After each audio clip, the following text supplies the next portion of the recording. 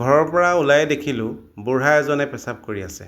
এই বুঢ়াজনে সদায় ইয়াতে নিৰ্লজ্জভাৱে পেচাব কৰে। এইটো দেখুওৱাটো বেয়া কথা, কিন্তু বুঢ়াজনে সদায় পেচাব কৰে ইয়াতে।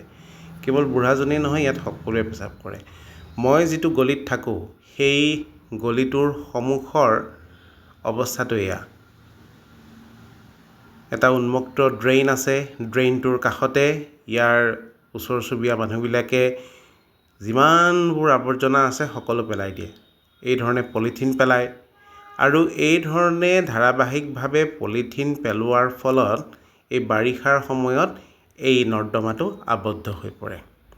নৰ্দমাটো আবদ্ধ হৈ পৰাৰ লগে লগে ইয়াত মহে কণী পাৰে আৰু ইমানেই মহ, মই যিটো অঞ্চলত থাকোঁ, ধুবুৰীৰ যিটো অঞ্চলত থাকোঁ, পিয়াৰী মহল লেন, ইমানেই মহ যে এই মহৰ উপদ্ৰৱত গধূলি দিন একো চেটভেট নাই, থাকিব নোৱাৰি। এতিয়া মই দেখুৱাম যে কিদৰে মানুহে ইয়াৰ নৰ্দমাবোৰ পলিথিন পেলাই বন্ধ কৰি দিয়ে।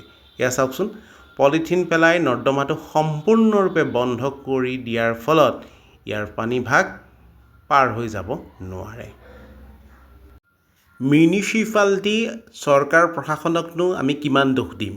আমি নিজেই নাগৰিকসকল সচেষ্ট নহয় কিদৰে বাৰিষাৰ সময়ত নলা নৰ্দমাসমূহ পৰিষ্কাৰ কৰি ৰাখিব লাগে।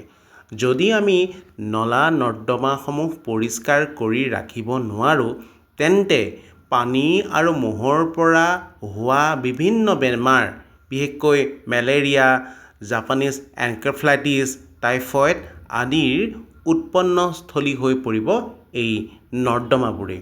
গতিকে মই এই ভিডিঅ'টোৰ যোগেদি জিলা প্ৰশাসন তথা স্থানীয় ৰাইজক সচেষ্ট কৰিব খুজিছোঁ, যাতে আপোনালোকে মহানগৰৰ কৃত্ৰিম বান্ধ তথা মহামাৰীৰ পৰা নিজকে বচাই ৰাখিবলৈ হ'লে এই নৰ্দমাসমূহ লেতেৰা নকৰিব, চৌপাশ পৰিষ্কাৰ কৰি ৰাখক।